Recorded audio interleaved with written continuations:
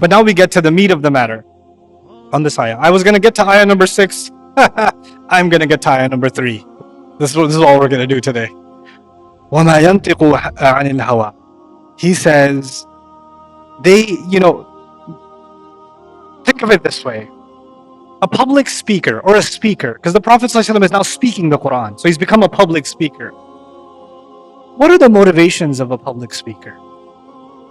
They want to be acknowledged. They want their idea to be heard. Somebody publishes a book. What is their desire? Inshallah, it will sit in the library collecting dust one day. No, their desire is millions of people are going to read this book.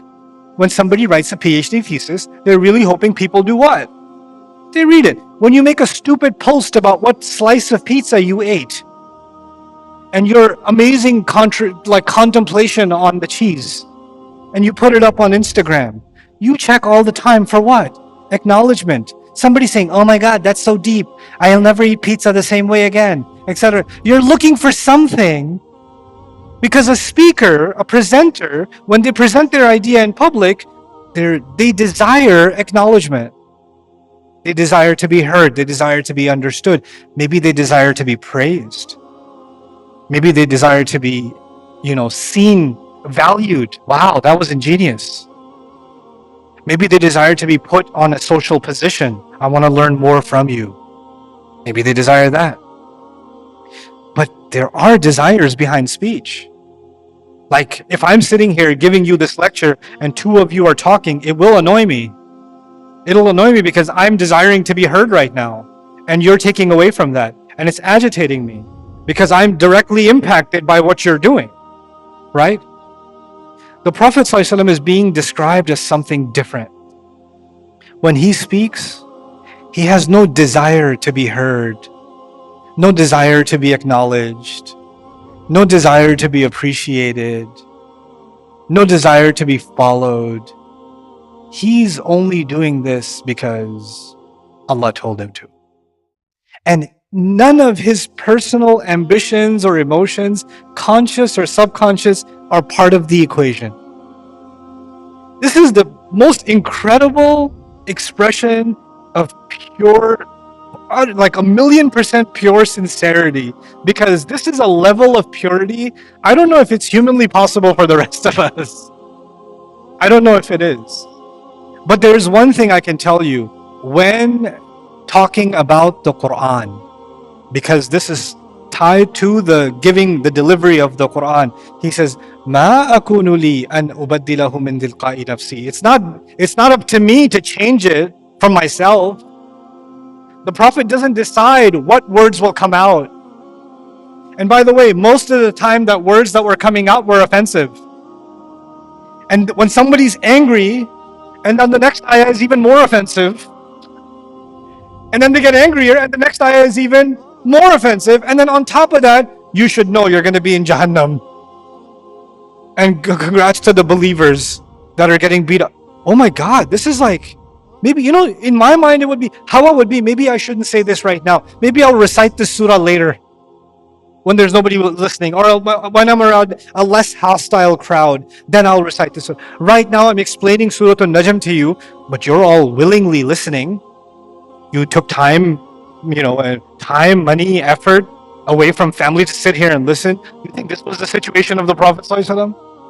There's a bunch of mushrikun, atheists, materialists, anti-Islam, like dictators, narcissists in front of him, and he's reciting the Quran and they're making noise. Does he stop? And he say, maybe I should go to a more willing audience? No. Clearly, وَمَا يَنْطِقُ عَنِ الْهَوَىٰ. He's delivering the Quran no matter what the response. He's not concerned with the viewership and the following and the comments. Most of us, you post anything online. I don't care if you're a public speaker or not. You post something online. What do you check? Comments. In fact, even if you listen to, you put somebody else's khutbah on or lecture on, you're not even listening to the lecture. You're just going through the masha'Allahs and finding somebody who's trolled the speaker. You know what they said? Oh my God. This is what you're doing. We're so obsessed with the commentary. وَمَا يَنْطِقُ عَنِ الْهَوَى means, first of all, he's not dying to express his talents to the world. Like a philosopher is dying to share his philosophy. A singer is dying to sing his song. A storyteller is dying to tell his story. The Prophet ﷺ is not like, oh my God, the world needs to know what I have inside me. No, no, no. Allah has given him this. It's not a projection of his own ego like it is for every other public speaker. It's not. And then on top of that, you know, a public speaker really listens to feedback, right? This poem was a big hit. This was not a big hit. This speech went really well. That one didn't. Now I'm going to change my style to cater to the audience because I need to nurture my audience. And by the way, now this is a multi-billion-dollar, trillion-dollar industry. How do you nurture an audience and how do you cater your message to pander to an audience better and better? Isn't that what social media analytics are now? Isn't that what people are doing degrees in now? You know, marketing degrees and social media analytics degrees and trends, studying trends and behaviors and all of this to what? Get engagement, get a crowd, get an audience. And all of it is just, Allah just pours acid over it, just saying, مَا يَنْطِقُ عَنِ الْهَوَى.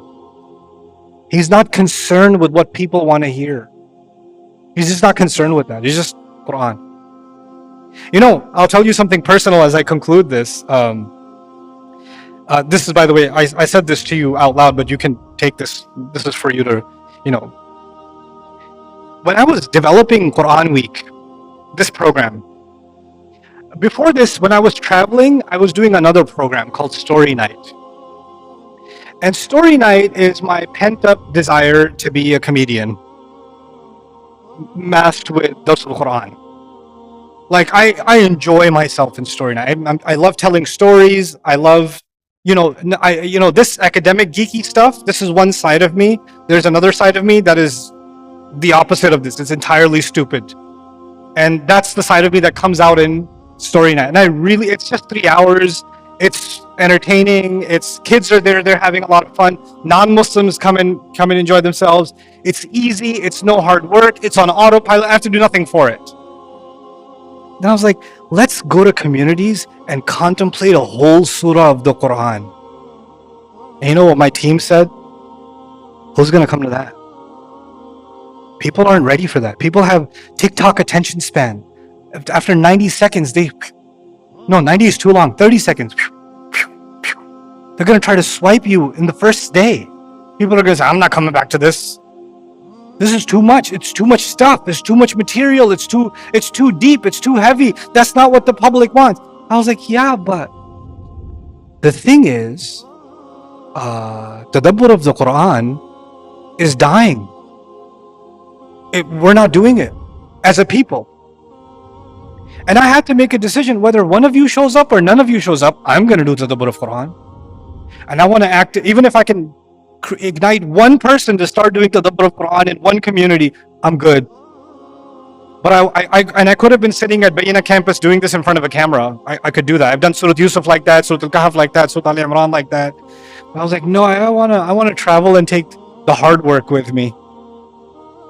You know, and part of the mental blocks I had is, I don't think this is going to work because it's not a desirable program, because it's too much work. And then there are ayat like these that slap you across the face. So what if it's not desirable? So what if it's not catering to the marketed audience? So what if it's not going to that's not your goal. That's not your goal. I have to cleanse myself to the point where 2 of you are sitting here, 200 of you are sitting here, 2,000 of you are sitting here. Makes no difference. That's when I've understood something from وَمَا يَنْطِقُ عَنِ الْهَوَى. When he speaks, his emotions are put aside. The only thing before him is this messenger is committed to delivering revelation. That's it. Whether it reaches somebody's heart or not, he knows that's not up to him. Because what goes in the heart comes from Allah.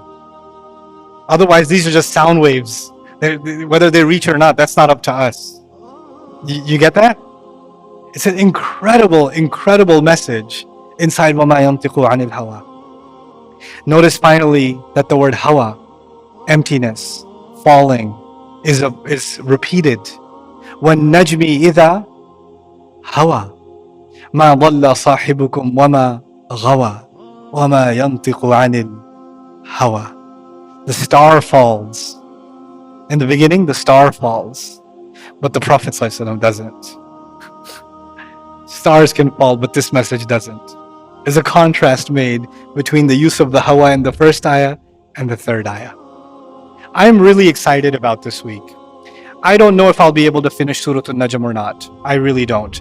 If I don't finish it, I'm going to request Epic to take extra days and finish it. And if none of you can make it, I'm okay with that. I'm still coming and finishing it, inshallah. But I think we can do it.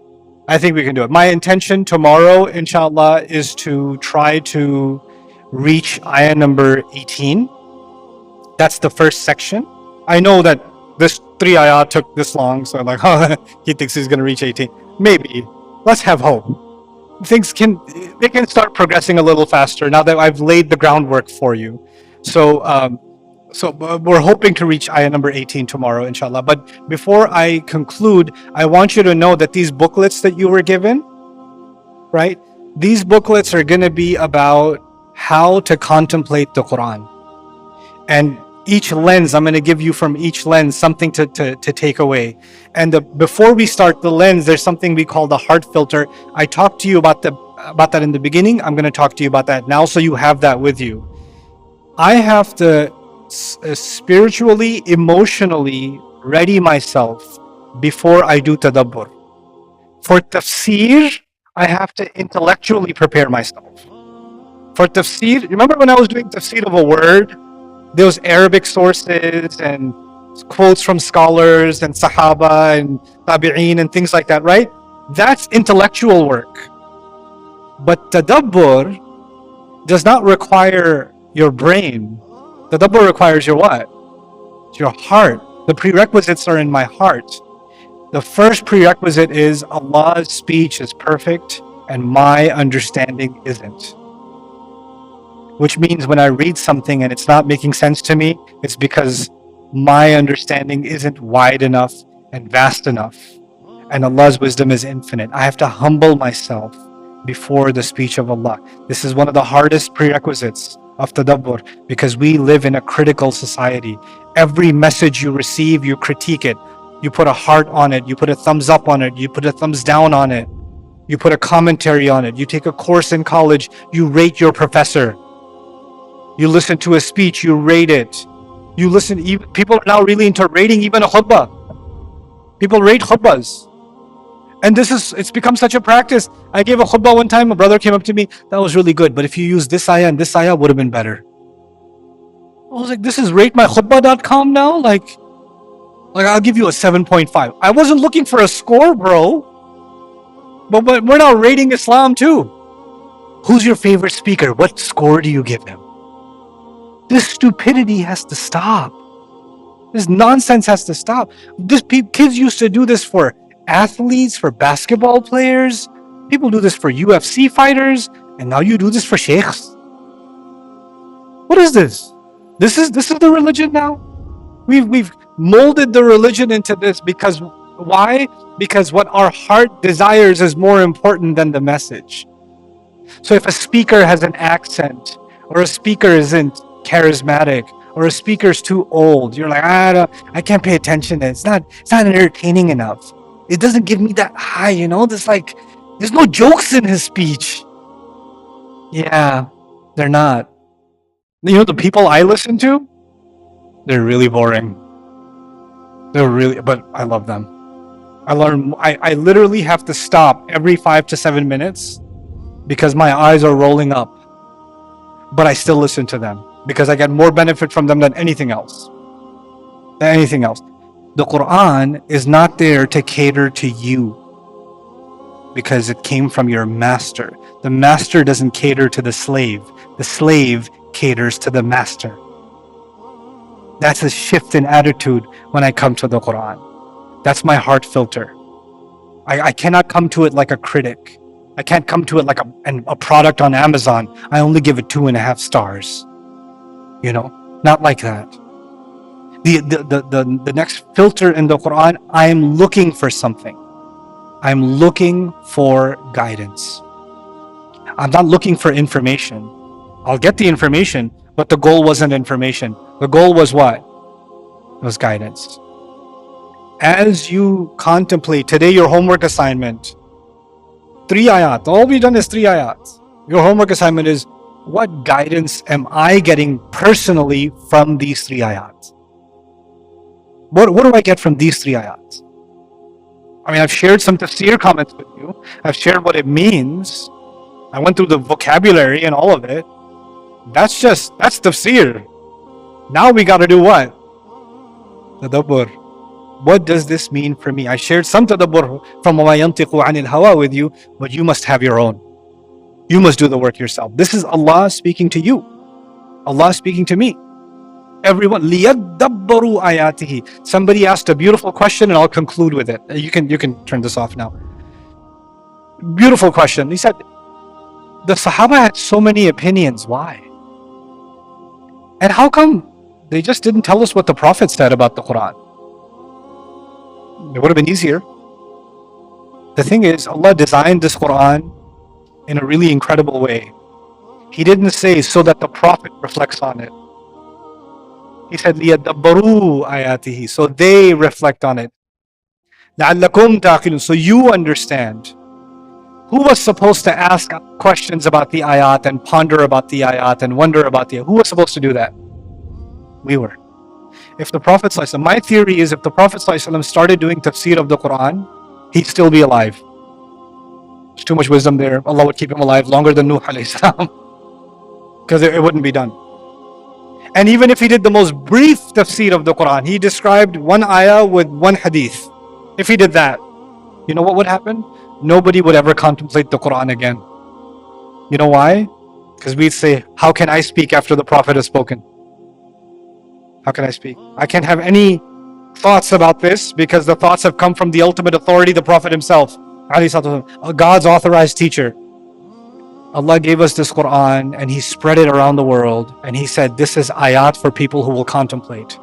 Imagine the first century, 10 years after the Prophet ﷺ, people have reached Abyssinia, China, India, they're all over the place. Those people, when they're hearing the ayat of the Quran, they're like, do you have a tafsir with this? I can read? What were they doing? They were hearing the ayat, and what were they doing with the ayat? They were contemplating. And as they were contemplating, they were accepting Islam. And as they were accepting Islam, we became Muslim as a result of that. What we did is we replaced tadabbur with tafsir, and then we said tafsir is only for scholars. It's not for you. Sure, tafsir is for scholars to write, and it's for me to read and then to do tadabbur. But we separated the Muslim population from engaging with the Quran. I come from Pakistan, and in South Asia, one of the most common things you'll hear about the Quran is don't read it directly, don't read a translation, don't think about it, you'll get misguided. And I say, the book that came to guide humanity, and your religious advice is don't think about it because you'll get misguided. Incredible. It's just incredible. The job of those who know is to make it easy for those who don't know. فَلْيُبَلِّغِ الشَّاهِدْ الْغَائِبِ. That's our job. What do we do now? No. We are not going to come to you. You have to come to us. We flipped the script on the delivery of the message.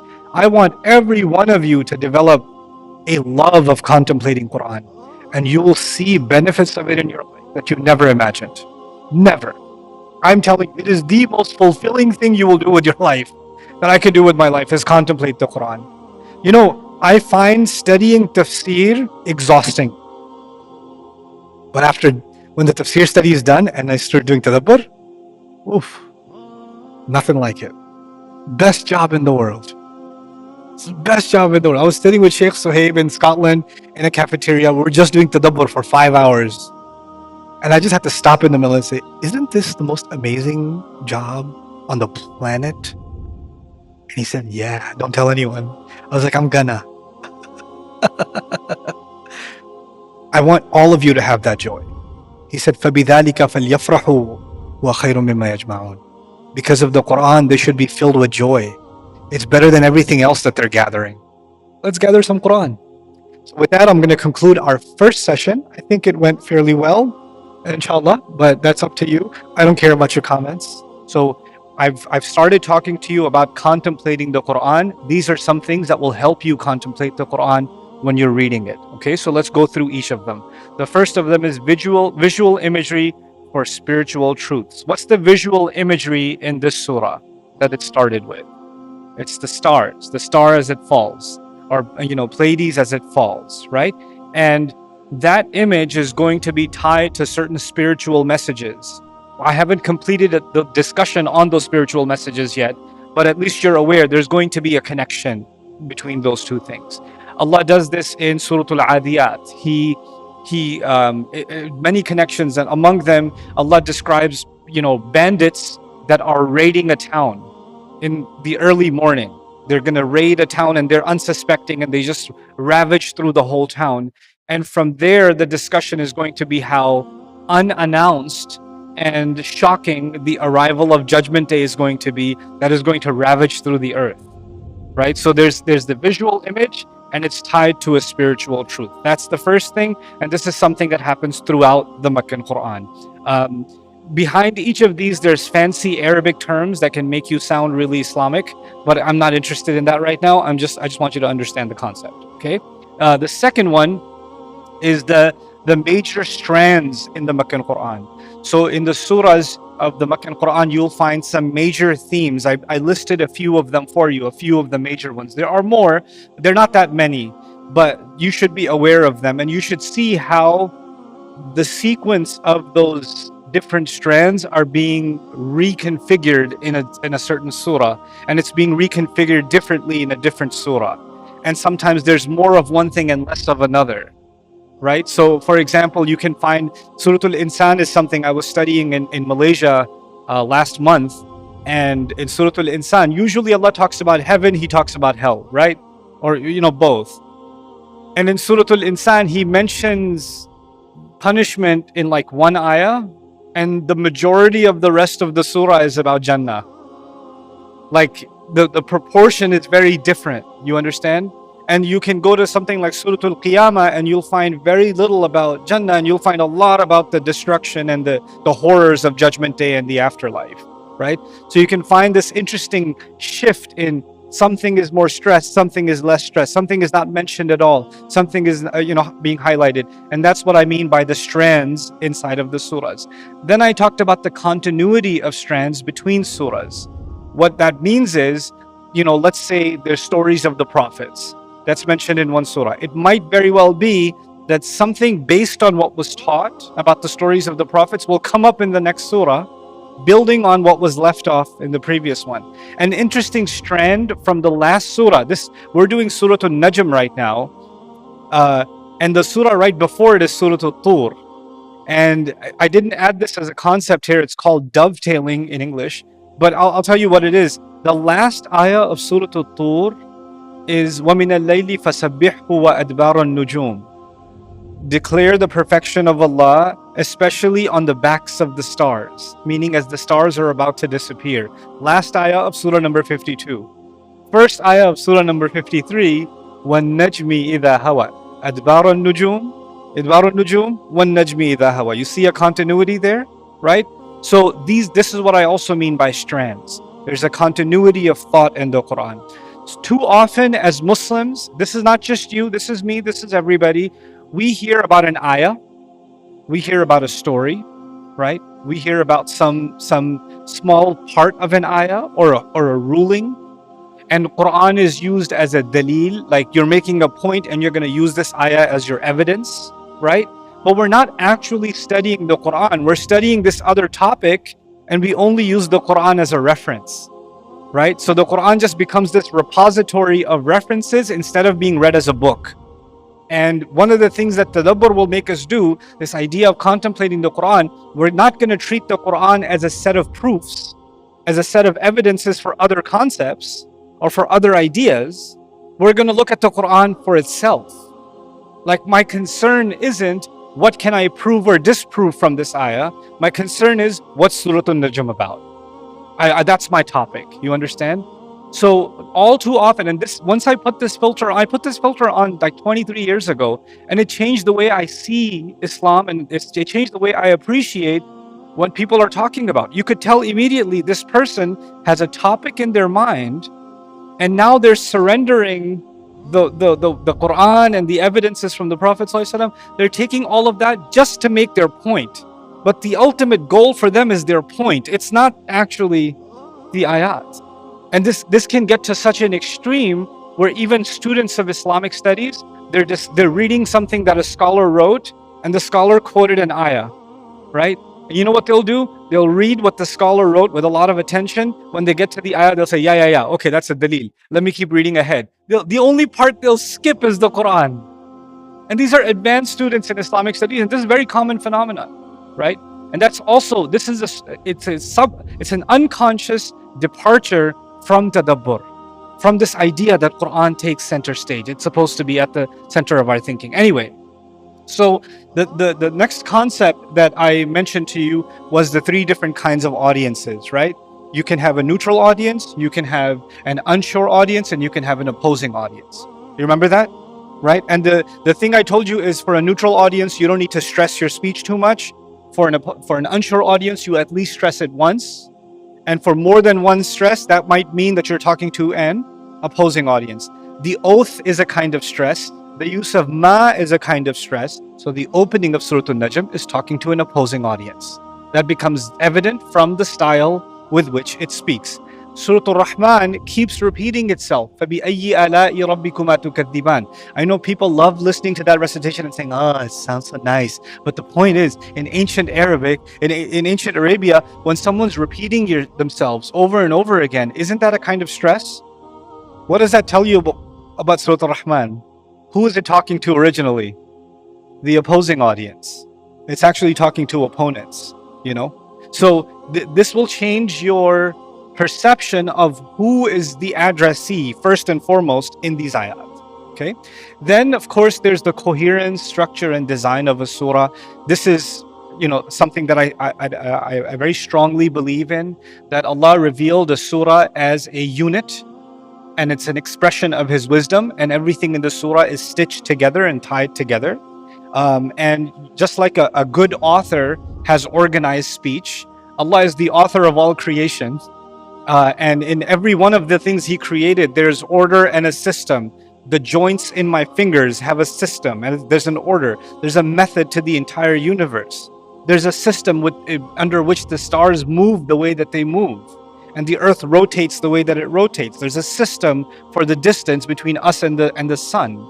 There's a system and an order and a design down to the most subatomic level that Allah created. And somehow we assume that there is no system or design in a surah that He gave. I don't understand that. How can the surah be random when nothing Allah does is random? How can the surah be chaotic and sporadic and talking about all kinds of things when nothing Allah does is chaotic?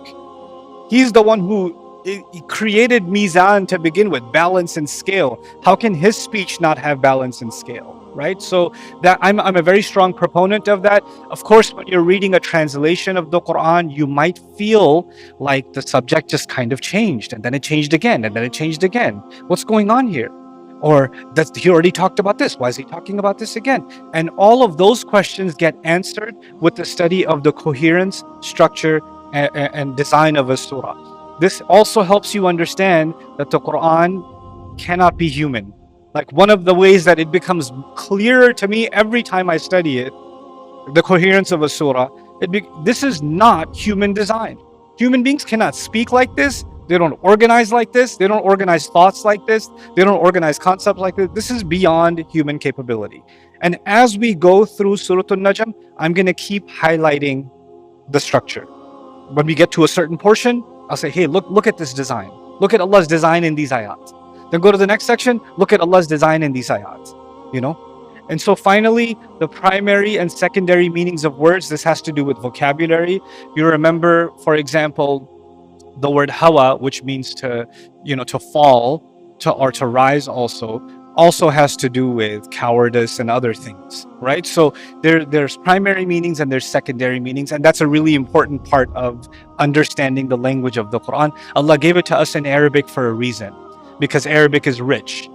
Every word has lots of nutrients in it, right? So there's the primary nutrient and there are these secondary nutrients that you and I have to understand as we go through the study of a surah. So that's something that we've discussed already. Today, I'm going to add something to that list. So how many items were there? 6, right? So this will be your number 7. This is, again, a very important concept in Meccan surahs. Allah taking oaths. Allah takes the qasam. Like wal asri, wal fajri, wal layli, wal adiyati, wal shamsi, etc., etc. I've talked about this many, many times. Right now, I'm going to keep it very brief. And the thing that I need you to know is there's 2 parts. There's the oath, or you can call it the subject of the oath and the object of the oath. Okay, there's 2 terms I want you to know: the subject of the oath and the object of the oath. Those of you who can write in Arabic, you can say al-qasam wa jawabul qasam. Al-qasam wa jawabul qasam. Those are the 2, the subject and the object. Now, I'll give you an example first so you understand this concept. If I say, I swear to God, I'm going to run away. I swear to God, I'm going to run away. God is the subject of the oath. So the subject means, who did you or what did you swear by? I swear to you, I didn't do it. Who's the subject? You. I swear by time, humanity is in loss. What's the subject? Time. He says, I swear by the olive, I swear by the fig, I swear by the mountain, I swear by... All of those are what? Subjects. They are the subject of the oath. Now, then there is the what? Object of the oath. Actually, I think I messed up the words. That was supposed to be the object. No, this is the object. The object is coming. Now, the object of the oath is going to be, I swear to God, I'm gonna run away. What's the object? I'm gonna run away. Now imagine somebody came up to you and said, I swear to God. Like, okay, I got you the subject, but is there an object? Are we gonna go anywhere from this? The subject by itself is incomplete, isn't it? Except for my Arab friends. Wallah. Wallah what? Like, is there more? Is there something coming? No, it's just wallah, bro. Just wallah. It's wallah, bro. Wallah. It's mahdoof. But the thing is, when you take an oath, then you mention something after that, which is actually the thing you wanted to say. That's called the jawabul qasam, the object. Okay?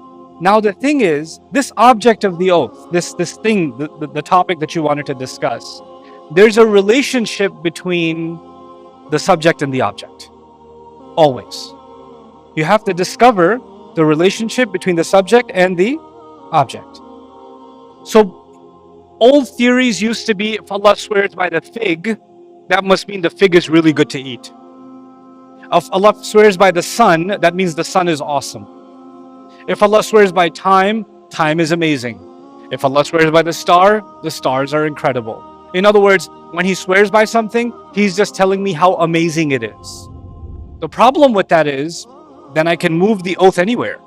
It's still going to be amazing. I could replace wal asr with watteen, innal insana lafi khusr. And wattini wa zaytun with wal asri wa zaytun, because they're still awesome. Then it doesn't explain what's it doing here and what's that doing over there. You understand? So the oath that's taken is related to the subject that's coming. And discovering that requires contemplation. The easiest one to give you an example of is wal asri innal insana lafi khusr. What's the qasam? What's the subject? Time. Time as it's escaping. Time as it's squeezing out.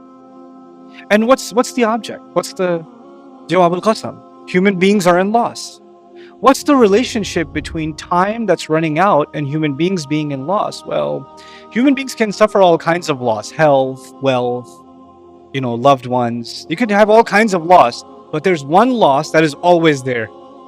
The ultimate loss of all losses, time.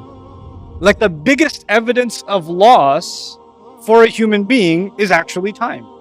So you see how there's a really deep connection between wal asr and innal insana lafi khusr. There's more to it than that, but you get the idea.